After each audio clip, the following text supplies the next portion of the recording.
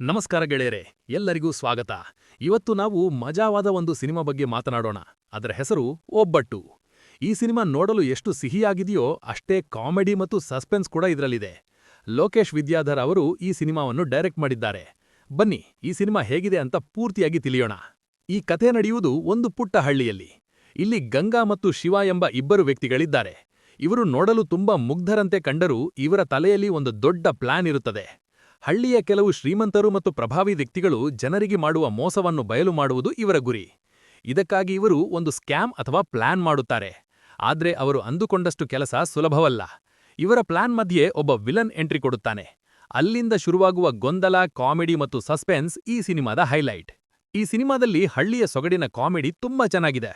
ಹಳ್ಳಿಯ ಭಾಷೆ ಮತ್ತು ಅಲ್ಲಿನ ಜನರ ನಡುವೆ ನಡೆಯುವ ತಮಾಷೆಯ ಸನ್ನಿವೇಶಗಳು ನಿಮ್ಮನ್ನು ಪೂರ್ತಿ ನಗಿಸುತ್ತವೆ. ಸುನಂದಾ ಮತ್ತು ಅಮಿತ್ರಾವ್ ಅವರು ಅದ್ಭುತವಾಗಿ ನಟಿಸಿದ್ದಾರೆ. ಸುನಂದಾ ಅವರ ಮುಖಭಾವ ಮತ್ತು ಕಾಮಿಡಿ ಟೈಮಿಂಗ್ ಈ ಸಿನಿಮಾದ ದೊಡ್ಡ ಶಕ್ತಿ. ರವಿ ಕಾರ್ತಿಯವರ ಬ್ಯಾಕ್ಗ್ರೌಂಡ್ ಮ್ಯೂಸಿಕ್ ಸಿನಿಮಾಗೆ ಚೆನ್ನಾಗಿ ಹೊಂದಿಕೊಂಡಿದೆ.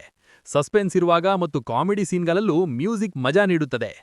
ಪ್ಲಸ್ ಪಾಯಿಂಟ್ಸ್: ಸಿನಿಮಾದಲ್ಲಿ ಕಾಮಿಡಿ ಮತ್ತು ಕುತೂಹಲ ಎರಡನ್ನೂ ಸಮವಾಗಿ ಬ್ಯಾಲೆನ್ಸ್ ಮಾಡಿದ್ದಾರೆ, ಹಾಗಾಗಿ ಎಲ್ಲೂ ಬೋರ್ ಆಗುವುದಿಲ್ಲ.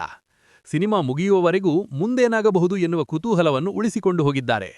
ಹಳ್ಳಿಯ ವಾತಾವರಣ ಮತ್ತು ಅಲ್ಲಿನ ರಾಜಕೀಯವನ್ನು ತುಂಬಾ ನೈಜವಾಗಿ ತೋರಿಸಿದ್ದಾರೆ. ಮೈನಸ್ ಪಾಯಿಂಟ್ಸ್: ಕಥೆಯ ಮಧ್ಯದಲ್ಲಿ ಕೆಲವು ಸನ್ನಿವೇಶಗಳು ಸ್ವಲ್ಪ ಎಳೆದಿದ್ದಾರೆ ಅಥವಾ ನಿಧಾನವಾಗಿ ಸಾಗುತ್ತವೆ ಎನಿಸಬಹುದು.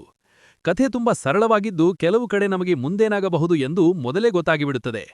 ಫ್ಯಾಮಿಲಿ ಅಥವಾ ಫ್ರೆಂಡ್ಸ್ ಜೊತೆ ಕುಳಿತು ಎಂಜಾಯ್ ಮಾಡಲು ಒಬ್ಬಟ್ಟು ಒಂದು ಒಳ್ಳೆ ಸಿನಿಮಾ. ನೀವೀ ಸಿನಿಮಾ ನೋಡಿದ್ರೆ ನಿಮಗೆ ಏನೆನ್ನಿಸಿತು ಅಂತ ಕಮೆಂಟ್ ಮಾಡಿ.